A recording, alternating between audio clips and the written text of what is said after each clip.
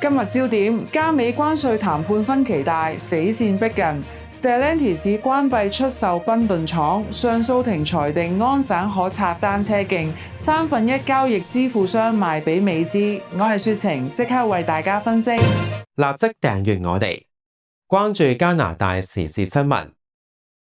消息人士向加拿大廣播公司透露，加拿大同美國喺關稅協議嘅談判上立場依然距離好遠，聯邦政府唔認為短期內可以達成協議，雙方喺幾個關鍵議題上仲有重大分歧。美國總統特朗普早前威脅，由8月19號開始，向數百項加拿大商品只收高達50%嘅關稅，令兩國急加快談判。加美貿易部長勒布朗星期五向各省同地區官員簡報談判進展，亦單獨向總理嘅加美經濟關係顧問委員會交代情況。有知情人士話，加方嘅樂觀情緒正在消退，美方企硬唔肯讓步。最新方案只肯將汽車業界關稅減半至12.5%，加方認為呢個條件唔夠好。魁省經濟廳長 Bernard Drinville 表示，目前完全冇跡象顯示特朗普會押後止稅。雪晴觀點：汽車關稅減半唔係讓步，係美方試探加拿大底線嘅籌碼。講完關稅，加拿大汽車業就傳出壞消息。全國性工會 Unifor 星期五表示，車廠 Stellantis 本星期三通知工會，正認真考慮關閉同出售位於賓頓嘅裝配廠。Unifor 全國主席 Lana Payne 話，公司至今仲未按照集體協議要求，向工會發出正式書面關廠通知。按協議條款，公司必須最少提前1年通知工會。佢又話，公司表明有意同另一間企業商討出售廠房。Stellantis 回應時只表示，正準備進入集體談判程序，暫時冇嘢公佈。重點仍然係為賓頓廠尋找可持續嘅生產方案。呢間廠原定改裝生產 Jeep Compass， 工程喺2024年1月展開，但喺2025年2月暫停。到2025年10月，公司通知工會會將產能移去美國，令廠房無限期停產。雪晴觀點：關廠傳聞落喺關稅談判死線前，時間點本身就係談判籌碼。安省呢邊一場打咗成年嘅官司有結果，安省上訴法院星期五頒下裁決，推翻2025年7月下級法院嘅判決。裁定省政府可以拆除多倫多市內19公里嘅有保護單車徑，範圍涵蓋 Broca 街、Yonge 街同 University 大道。授權省府拆除單車徑嘅法例喺2024年喺省議會通過，但因為倡議組織 Cycle Toronto 等提出司法覆核，設施一直保留。原審法官裁定拆除違憲，因為會增加市民受傷同死亡風險，觸及生命同人身安全權利。3名上訴庭法官則裁定，憲法冇規定政府必須以特定方式規管道路使用，議會有權立法移除單車徑，甚至移除整條道路，都唔涉及權利與自由憲章，並指原判誇大咗拆除嘅負面影響。省交通廳長 Pramit Sarkaria 形容裁決係常識嘅勝利。雪晴觀點：法院劃清界線，政策好壞由選民審判，唔係由憲章審判。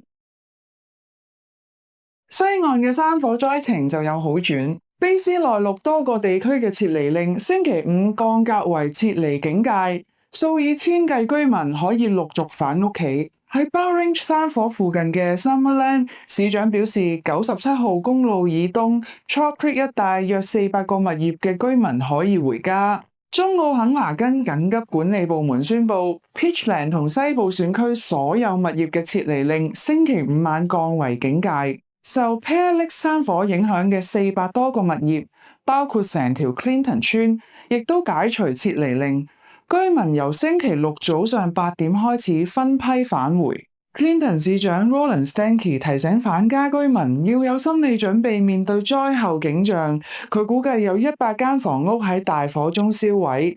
基隆拿以北魁北圖山火嘅撤離令亦降級，影響約2400戶。當局呼籲居民入屋前先檢查物業同樹木有冇損毀。說情觀點：撤離令解除只係開始，重建同保險索償先係漫長考驗。另一條同新移民息息相關嘅消息，喺卡加里東北區持續咗幾個星期嘅國際留學生示威，有12名參與者被列為可能不容許入境。有移民律師指佢哋有機會要離開加拿大。加拿大邊境服務處證實，人員星期三接報到示威現場核查在場人士嘅移民身份，一共核實咗20人嘅身份，其中12人被認定可能違反移民及難民保護法。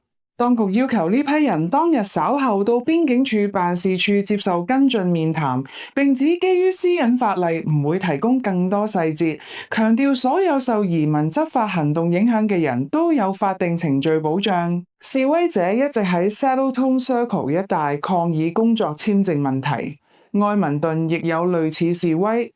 有學生以絕食爭取關注，部分喺 Portage College 畢業嘅學生話，原以為完成課程後合資格申請畢業後工簽，但申請被拒。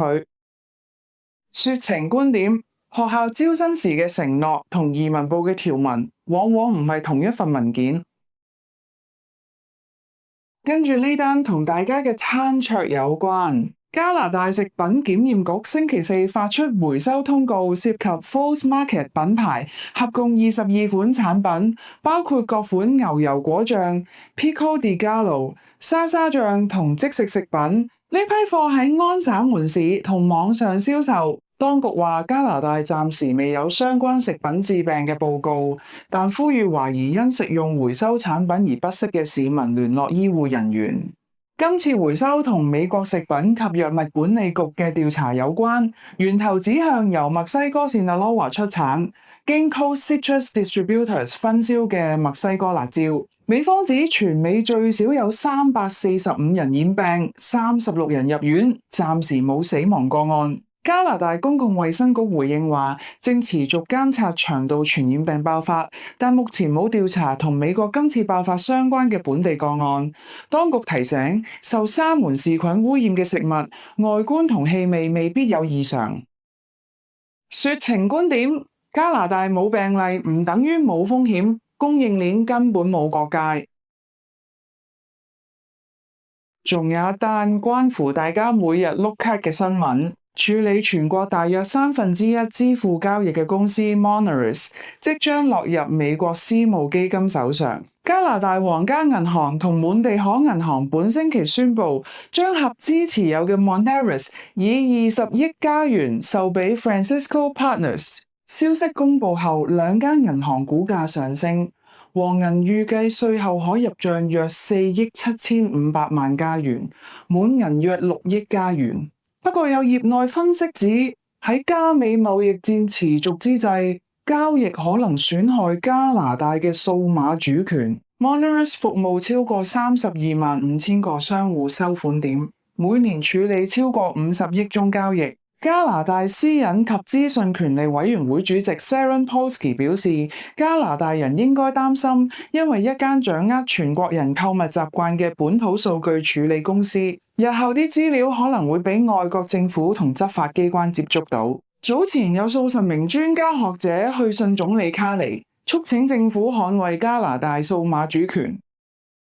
說情觀點：主權唔止係邊界同關稅，仲包括你碌卡嗰一刻嘅數據。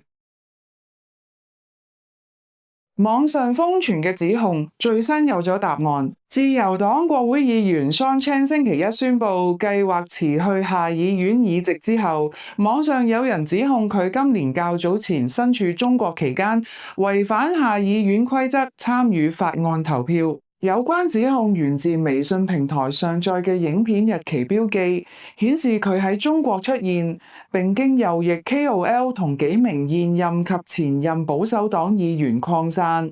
獨立記者 Andy Lee 發帖指，3月25號有影片顯示佢喺中國食雪糕，而投票記錄顯示同日佢喺下議院電子投票6次。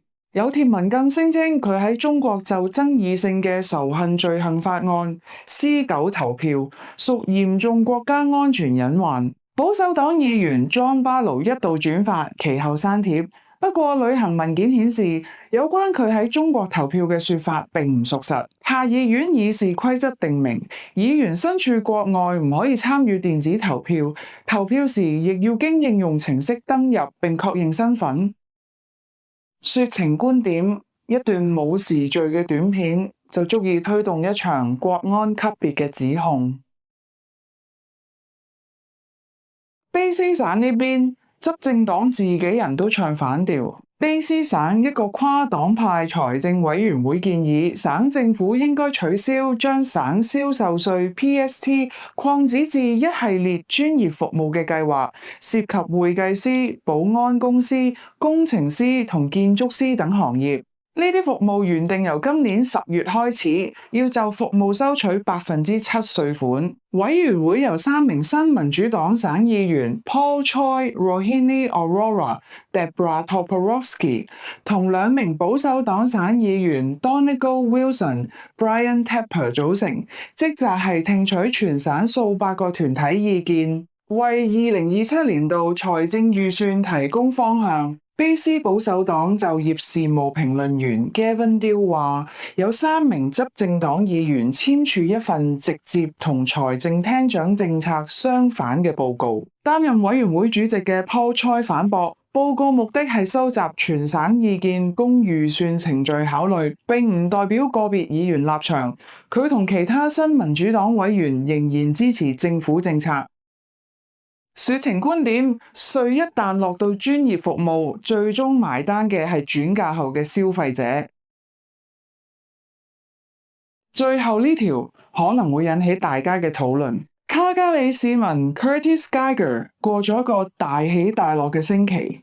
佢星期一發現自己喺2026年7月11號喺卡加利牛仔節牛仔競技場買嘅50%彩票中咗頭獎，獎金125,150加元。佢話當時激動到手震，仲即刻諗住可以早1年退休。佢隨即電郵通知主辦方，但幾個鐘之後收到回覆，指所有獎金已經派發，或者48小時嘅認領期已經過咗，無法發放。卡加利牛仔節回應加拿大廣播公司話，該項50%抽獎持有亞省博彩、酒類及大麻管理局發出嘅牌照，主辦方必須按照獲批規則一致執行。中獎人喺認領期屆滿後先聯絡，因此獎金唔可以頒發。不過加格指出，抽獎網站底部寫住獎金 May 喺48小時內認領，佢理解為可以而非必須，而彩票上亦冇列明呢個時限。說情觀點，一個尾字打官司，賭場規則從來唔會為你解讀。以上就係今日嘅說情加拿大粵語新聞，多謝收睇，下次再見。